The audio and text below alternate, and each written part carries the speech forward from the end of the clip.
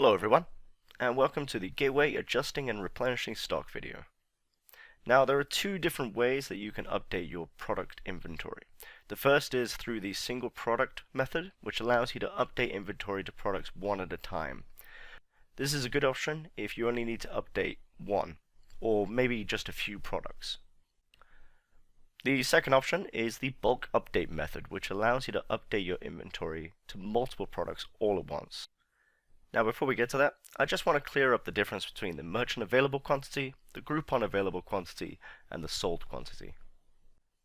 The merchant available quantity is the number of units that you as a vendor have available to sell of a certain product at any current time. Now the merchant available quantity is updated by you. It is the only inventory field that is editable by you. The merchant available quantity in Gateway will not change until you update this number in the Gateway portal. Now, the Groupon available quantity is the total number of units that are currently available on the deal page.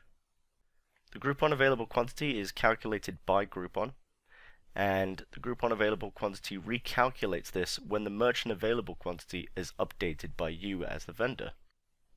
This can be done when new orders are placed or when open orders are cancelled. When new orders are placed by the customers, the Groupon available quantity actually reduces based on units in the new orders. Now you as a vendor can't actually update the Groupon available quantity. Now the sold quantity is very simple. This actually reflects the number of units sold of that product across the entire life of the deal. So let's get started on updating a single product. So you can see the product line item. Within the merchant available quantity, you can now update the stock available. You can start off with 100, but if you wanted to add another 100, then that 100 would be added to the previous quantity. And that number never goes down unless you want that deal to sell out. And please make sure that you are factoring in the sold quantity to what you're adding. Your new merchant available quantity should never be lower than the already sold units. If you wanted the deal to sell out, then you would just reduce that number in the merchant available quantity to 0 to indicate to Groupon that you want that deal to sell out. And the Groupon available quantity would then be the amount that has been provided by you minus the amount that has been sold. Being able to update within Gateway like this is really beneficial, because if there's a deal which is running really well, then you can actually increase the cap as described before.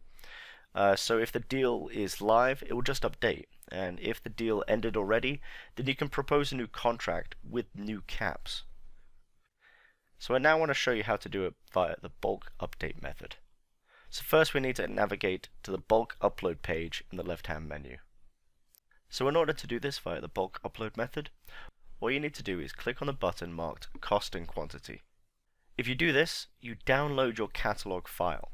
You don't need to use the full catalog download if you're only updating cost and or inventory. Therefore, the Cost and Quantity download is actually better. Also, please remember that you're unable to change the cost of a product which is part of an active contract. Okay, at this point, you just need to click on the green cloud. This will actually then download the file.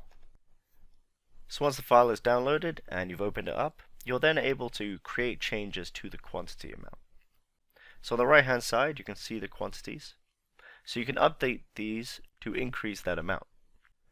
If you wanted the deal to sell out, then you would just reduce that number in the merchant available quantity to 0 to indicate to Groupon that you want that deal to sell out. Please do not change any of the other fields, especially the SKU. Now the SKU is the unique identifier for the product that you're trying to update the quantity for. If that field is changed, then a new product gets created and it causes an issue. So then you want to save your file in the original CSV format.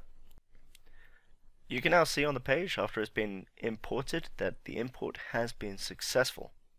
You can see this because of a green icon on the left hand side. If it has a red icon, that means there are errors on the file and it needs to be revised. However, any products not in the error file have been successfully uploaded. So you can review that error file to see which ones have been successful or not. Thank you.